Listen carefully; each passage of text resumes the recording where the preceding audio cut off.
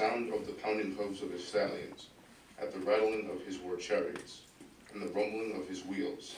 Fathers will not even turn around for their sons, for their hands fall limp. Because a day that is coming will destroy all the Philistines. He will cut off from Tyre and Sidon every remaining ally.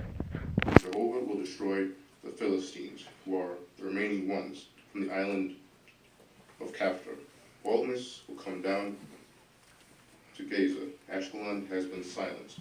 O remnant of their valley plain, how long will you keep making cuts on yourself? Ah, the sword of Jehovah, how long will you not be quiet? Go back into your sheath, take your rest and be silent. How can it be quiet when Jehovah has given it a command against Ashkelon and the sea coast? There is where he has assigned it.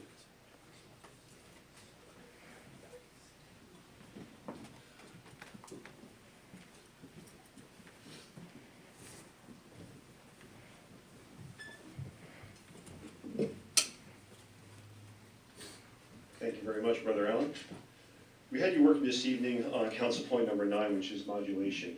I'll be honest with you, I was a little bit nervous about this because you're normally such a soft-spoken brother, and you got that cool sort of Barry White radio voice. I love it. But I wasn't sure really how this was going to work out for you, and you surprised me in a good way because you actually had very good modulation. So modulation, as it brings out on page 111 of our ebook. I know sometimes we used to describe it as pace, pitch, and power. Here it says volume instead of power, but it's basically that. It's making sure that we vary these things.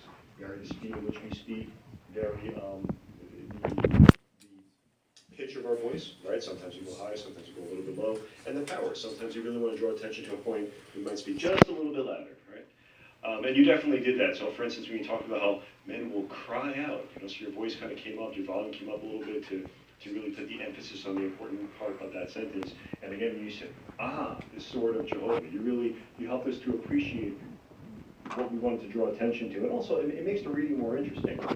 Our ebook brings out that it gives life to a talk, it stirs emotions, and motivates to actions. And if we don't have modulation, well, it gives the impression that we're really not interested in what we have to say. And so it was clear that you understood the Bible reading. It became that much more interesting to the rest of us. Really, it was a good example of how modulation can be used in an appropriate way. So keep up the good work.